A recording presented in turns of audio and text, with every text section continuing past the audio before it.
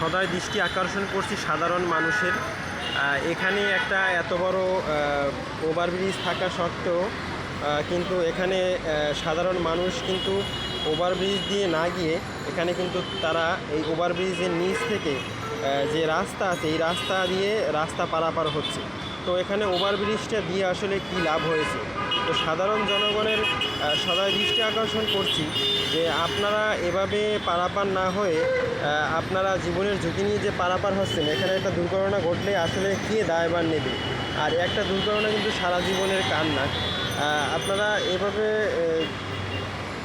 জীবনের ঝুঁকি নিয়ে রাস্তা পারাপার না হয়ে আপনারা কিন্তু চাইলে একটু ওভারব্রিজ দিয়ে পারাপার হতে পারবেন এবং খুব সহজেই কিন্তু এই ওভারব্রিজ এখানে দেওয়া হয়েছে। আর দেখেন কীভাবে ঝুঁকি নিয়ে তারা পার হচ্ছে এবং পিছনে গাড়ি, সামনে গাড়ি এবং এই গাড়ির মাঝখান থেকেই কিন্তু তারা পার হচ্ছে সাধারণ মানুষ। দেখেন এখন যদি এখানে একটা দুর্ঘটনা ঘটে, আসলে এই দুর্ঘটনার জন্য দায়ভারটা কে নেবে? আর এই দায়ভারের জন্য যদি এখানে একটা সমস্যা হয়, তাহলে এই যে একটা ওভারব্রিজ দেওয়া হয়েছে, এই ওভারব্রিজটা আসলে দেওয়ার কী মূল্য আছে সরকারের? আর এই ওভারব্রিজটা তো জনগণের টাকাই দেওয়া হয়েছে। তো জনগণ এটাতে যদি ব্যবহার না করে তাহলে ওভারব্রিজটা দিয়ে লাভটা কী? এভাবে যদি হাজার হাজার মানুষ প্রতিদিন পারাপার হয় এবং একটা দুর্ঘটনা ঘটে, তাহলে এজন্য আসলে আমরাই জনগণরাই কিন্তু দায়ী থাকবো। কারণ এখানে কিন্তু ওভারব্রিজটা দেওয়া হয়েছে যে এখানে একটা জনবহুল এলাকা। আমি আছি মিরপুর স্টেডিয়ামের কাছে। আর মিরপুর স্টেডিয়ামের কাছে এখানে জানেন আপনারা যে এখানে প্রায় সময় অনেক যানজট হয়। আর এই যানজট হওয়ার কারণে কিন্তু এখানে একটা বড় চেয়ে ওভারব্রিজ দেওয়া হয়েছে।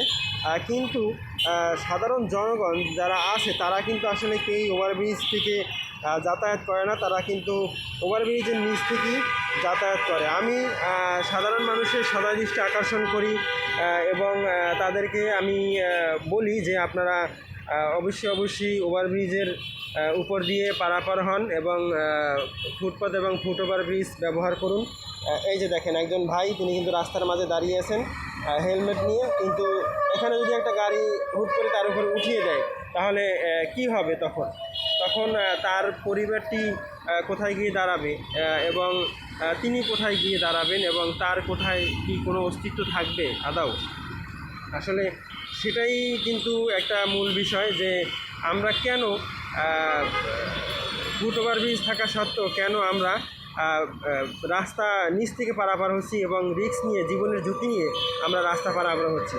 দেখেন হাজার হাজার মানুষ কিন্তু প্রতিদিন এভাবে ভুল করছে। একটা গাড়ি কীভাবে আসতেছে আর মানুষ তারা কিন্তু কীভাবে এখানে রাস্তা পারাপার হচ্ছে। দেখেন এখন যদি একটা গাড়ি রানিং অবস্থায় চলে আসে তাহলে এই গাড়িটা কোথায় গিয়ে উঠবে এবং মানুষের উপরই তো গাড়িটা উঠবে।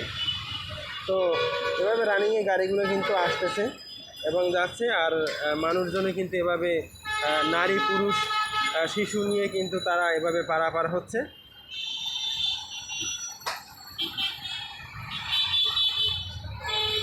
তারা কিন্তু এভাবেই পারাপার হচ্ছে, কিন্তু কেউই কিন্তু এই ফুট ওভারব্রিজ কিন্তু কেউই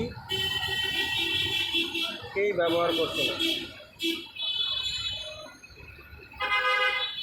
দেখেন মুরব্বী মানুষ তারাও কিন্তু এখান থেকে নিচ থেকে হেঁটে যাচ্ছে, তো তারাও কিন্তু ফুট ওভারব্রিজ পারাপার হচ্ছে না। তো আমরা জনগণরাই যদি এত অসচেতন থাকি তাহলে সাধারণ মানুষ কোথায় যাবে এবং সরকারের কী দোষ? এবং এই যে গাড়িগুলো চলে, এই গাড়ি যদি একবার উঠে যায় গায়ের উপরে তাহলে ওই দায়ভারটা কে নেবে?